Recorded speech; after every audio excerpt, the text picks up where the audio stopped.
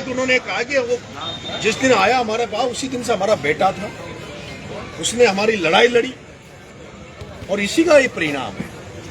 क्योंकि शुरू में जो घटना घटी थी तो घटना घटने के 5-7 दिन, 10 दिन, 15 दिन, 1 महीने तक ये दिखाया गया था कि नरेश इसी स्टाइल का है। नरेश छात्र राजनीति से इसी तरह की राजनीति करता है, आक्रामक राजनीति, अग्रेसिव राजनीति, आए दिन पुलिस से टकराना, प्रशासनिक अधिकारियों से टकराना।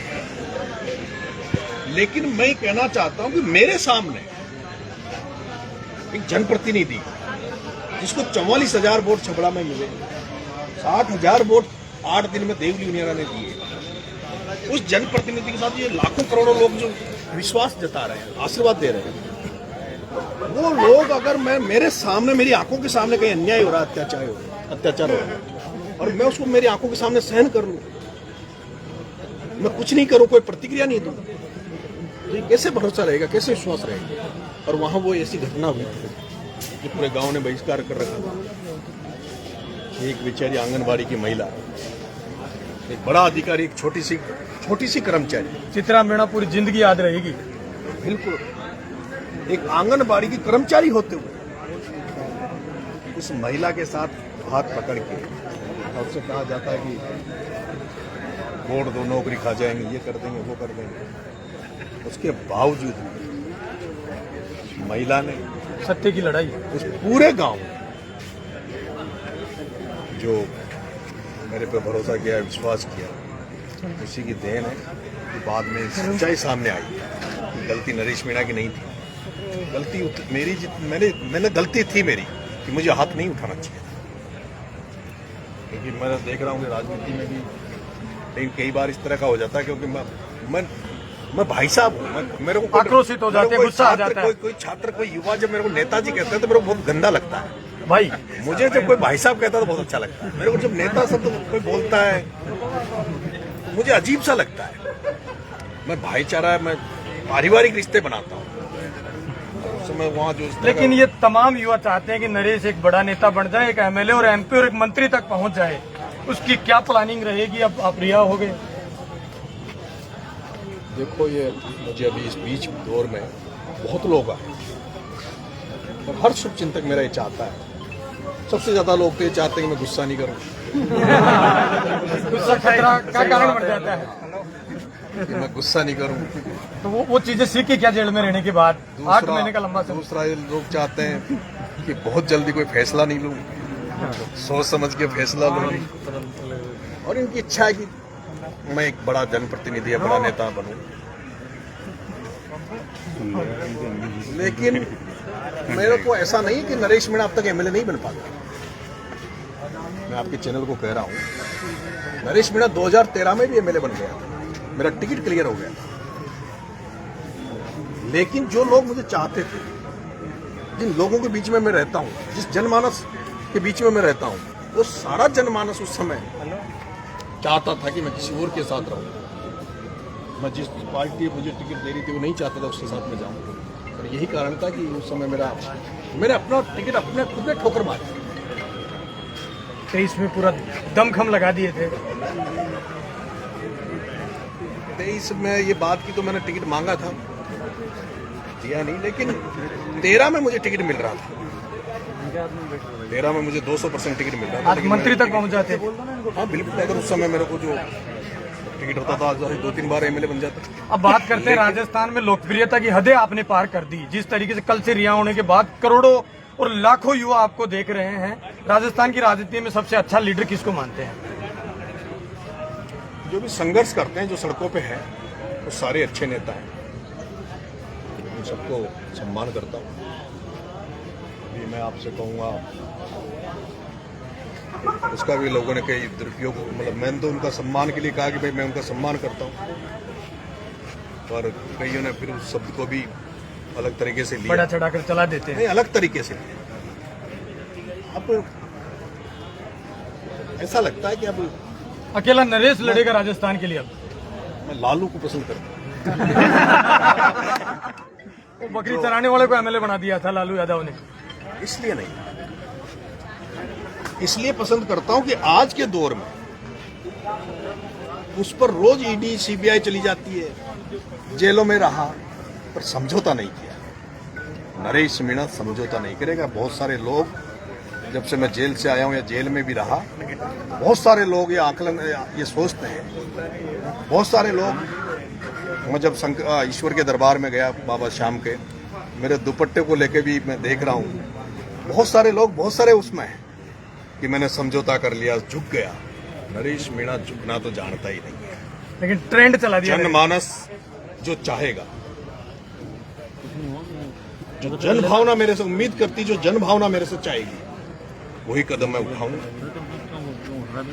वही मैं कदम उठाऊंगा, उसी जगह मैं अपने आप को पाऊंगा जहाँ जनमानस मेरे को चाहूंगा। नरेश भाई, आज पहली बार इतनी बड़ी मुलाकात हुई है और इतनी चर्चा आप कर रहे हैं। छोटे किरोड़ी के रूप में आपको देखते हैं, बड़े किरोड़ी को आप किस रूप में देखते हैं? डॉक्टर साहब सम्मानीय आदमी है, सीनियर आदमी है। मेरी जितनी राजनीति नहीं है उतनी, मेरी उम्र नहीं है उतनी उनकी, उन्होंने राजनीति करी। डॉक्टर साहब ने बहुत संघर्ष किए हैं, आंदोलन की राजनीति करी। हम लोग तो उनके पैरों की धूल भी नहीं हो सकती। हम बहुत छोटे हैं। हम तो, मैं तो कहता था कभी कि भगवान करे हम भी ऐसे ही बने जैसे कर्नल किरोड़ी लाल जी भैंसला है। मेरी एक ही इच्छा है, कुछ बनूं कि ना बनूं, पर जब मरूं उसके बाद दुनिया याद करे। जिस दिन इस धरती से जाऊं उस दिन जनता हमें याद करे। सचिन पायलट जी जब निर्मल चौधरी गए थे तो कमिश्नर को फोन लगा दिया था। सचिन पायलट को किस तरीके से देखते हैं? देखो, मैं निर्दलीय हूं, मैंने इंडिपेंडेंट चुनाव लड़ा और राष्ट्रीय पार्टी में कोई भी व्यक्ति जो रहता है उसकी अपनी मर्यादा रहती है, पार्टी के प्रति उनका कर्तव्य रहता है। कई मजबूरियां किसी भी आप पॉलिटिकल व्यक्ति के साथ रहती है, तो मैं उसमें किसी का दोष नहीं देना चाहता। हाँ, लेकिन मैं निर्दलीय होने के बावजूद जिन लोगों ने मेरी मदद करी उनका मैं जिंदगी भर एहसान मानूं। प्रहलाद गुंजल, प्रताप सिंह खाचरियावास, राजेंद्र जी गुडा, विजय जी भैंसला, इंदिरा जी मीणा, ओम प्रकाश जी हुरला, मध्य प्रदेश से चुनाव लड़े कांग्रेस से के प्रत्याशी थे नीटू जी सिकरवाल, जो मेरे लिए नगर फोर्ट आए। वहाँ एक एमएलए रहे बाबूलाल जी झंडेलवाल, श्योपुर मध्य प्रदेश के। अतुल प्रधान उत्तर प्रदेश से सपा के एमएलए हैं।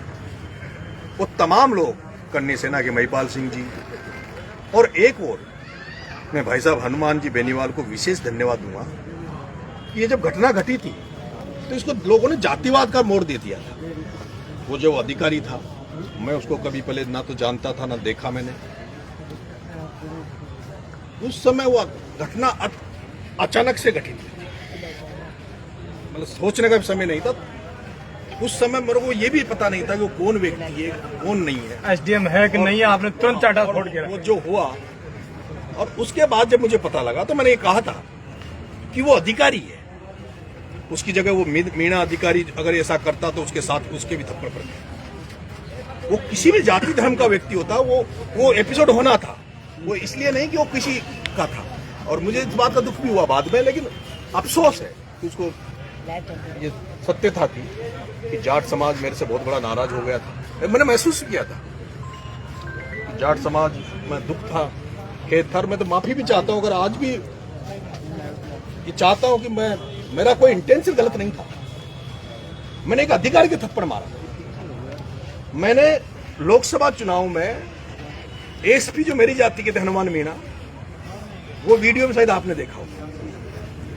अगर कहीं भी कोई गरीब असहाय व्यक्ति के साथ, किसी भी जाति धर्म का व्यक्ति, कोई किसी भी छोटे से छोटे वर्ग का व्यक्ति हो, उसके साथ अगर मीणा अधिकारी भी कोई गलत करेगा, मेरा समाज में पैदा हुआ व्यक्ति भी गलत करेगा, तो मैं उसको भी तमाचा मारूंगा मेरा। लेकिन मैंने जब महसूस किया कि भाई जेल में मैंने महसूस किया, लेकिन हनुमान जी बेनीवाल ने जब स्टेटमेंट दिया, उसके बाद लोगों को समझ में भी आई चीजें और बहुत ज्यादा कंट्रोल हुआ। उनको भी मैं धन्यवाद दूंगा। कुछ लोग सरकार में जो बैठे हैं, भारतीय जनता पार्टी सरकार, उसमें कुछ विधायक थे, कुछ प्रशासनिक अधिकारी थे जो सीएमओ में थे, उन्होंने मेरी भरसक मदद की। ऐसा नहीं कि, लेकिन मैं बीजेपी वालों को तो नाम इसलिए नहीं बोल पाऊंगा क्योंकि उनका नुकसान हो जाएगा फालतू। लेकिन मैं कहीं भी रहूं, किसी भी जगह रहूं, जिन जिन लोगों ने मेरे पर इस समय मदद करी है नाट में, उनका मैं एहसान जरूर चुकाऊंगा। जब भी मुझे मौका आएगा उनका मैं कर्ज जरूर चुकाऊंगा, क्योंकि ये 8 महीने मेरे लिए बहुत कठिन समय था, मेरे माँ बाप के लिए बहुत कठिन समय था। जिस दिन ये घटना घटी, मेरे पिताजी रात भर शिव जी के मंदिर में रहे और मेरा बड़ा भाई बम्बई में था। उसको तो यह सूचना थी कि मैं जिंदा ही नहीं रहा। बाद में भी परिवार के साथ जो भी हुआ, एक आंदोलन भी रूपरेखा हुई थी, बहुत सारी चीज़ें। मैं तो यही कहूँगा कि उन सभी नेताओं का जिन्होंने मेरे साथ खड़े रहे, उनका मैं आभार व्यक्त करता हूँ, धन्यवाद देता हूँ।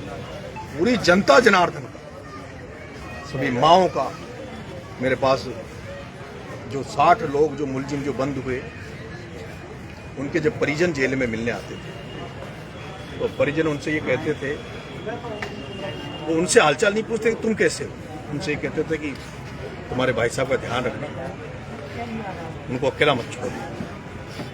ऐसे लाखों परिवार पे कई लोग आए जेल में जिन्होंने बताया कि भाई साहब मेरे गांव में एक दादी है, वो जानते तो कुछ नहीं है, पर वो कहती रहा वो भाया छोरा, वो नरेश को छुड़ा लाओ, पीसा न हो तो 10,000 रुपया मोसू ले जाओ। ऐसी हजारों लाखों माएँ, छोटे छोटे बच्चे चाहते थे कि नरेश बाहर आए। बहुत बड़ी ताकतें लगी। मैं न्यायपालिका का धन्यवाद देता हूँ, आभार व्यक्त करता हूँ कि माननीय हाई कोर्ट ने मेरे साथ न्याय किया, मुझे जमानत पे रिहा किया। उसके लिए माननीय न्यायालय का आभार। और जब इतनी सारी बात आपने पूछ ली, आप ये भी नोटिस कर रहे होंगे, कल से मेरे पास 2-3 इंटरव्यू लेने आए। मैंने इंटरव्यू उन्हीं को दिए जो हमारे यूट्यूबर्स जो भाई हैं, ये तो बहुत सारे चैनल। भाई, मैंने आपको जेल में जाने के बाद तमाम इन युवाओं से बातचीत करने का प्रयास किया कि चाहते क्या हैं। इनकी आखिरी सांसें यह थी कि नरेश मीणा जेल से बाहर आ जाए। तो आप लोगों का ही प्यार था मेरे भाई, मैं यही चाहता हूँ, जैसे भगवान करे मेरे जैसे लोग, अच्छे लोग राजनीति में आए, वैसे अच्छे लोग मीडिया में भी आए। गांव किसान के बेटे मीडिया में भी आए, पत्रकार बने। नरेश मीणा इस सिस्टम को बदल लेगा कैसे? सरकारें खड़ी है, सिस्टम मोदी तक सामने, बीजेपी ऊपर से नीचे तक। कोशिश करेंगे, जरूरी तो नहीं है, लेकिन कोशिश करेंगे। अब तो जाने के बाद जनता ये तो करेगी, कोई तो था जो लड़ा, जरूरी नहीं कि, लेकिन हो सकता है मेरे से कुछ और लोग सीखे। आज अगर जेपी आंदोलन में नहीं होता देश में, तो ना लालू होता, ना मुलायम होता, ना नीतीश कुमार होता, ना काशिर होते। अन्ना ने आंदोलन किया, अन्ना आंदोलन नहीं करता तो केजरीवाल नहीं होता। अगर हम ये सोच लें कि हम अब कुछ कर ही नहीं सकते, इन लोगों से लड़ ही नहीं सकते, तो फिर कौन लड़ेगा? और मैं आपकी चैनल से ये भी कहना चाहता हूँ, मैं अभी छात्र राजनीति से निकला हूँ, 45 साल उम्र हो गई। कई मेरे जूनियर साथी भी एमएलए बन गए, बहुत सारे लोग पतों में चले गए। आज मैं एक छात्र राजनीति को एक अलग तरीके से देख रहा हूँ। जैसे छात्र संघ अध्यक्ष बन गए, छात्र नेता बन गए, 5-5 करोड़ 2-2 करोड़ की गाड़ियाँ, डेकोरम, हाई फाई। मेरे से बहुत समझाया, अभी जेल में बहुत सारे लोग आए, भाई साहब डेकोरम बना लेना, ताम झाम से चलना, हर जगह मत बोलना, हर आदमी से मत बोलना, हर इंटरव्यू आप जैसे छोटे लोगों को इंटरव्यू मत देना, कोई गिनती के आदमी को इंटरव्यू देना। जैसे हैं वैसे हैं। वैसे जैसे नरेश मीणा जेल में गए थे वैसे ही है। नरेश भाई, समरावता को न्याय मिल पाएगी कि नहीं? आखिरी सवाल। मैं बेटा हूँ उनका। समरावता का जब मैंने कहा कि मैं बेटा हूँ, तो आप समझ। ये वो नरेश मीणा है जिसने पूरे राजस्थान में हड़कंप मचा रखा है और आज किस तरीके से मुखर होकर तमाम सवालों का जवाब दिया। आप क्या सोचते हैं? आप मेरे साथ देख रहे हैं तेज मीडिया ग्रुप और मैं हूं तेजपाल। जय हिंद, जय भारत। नरेश भाई साहब जिंदाबाद। नरेश भाई साहब जिंदाबाद।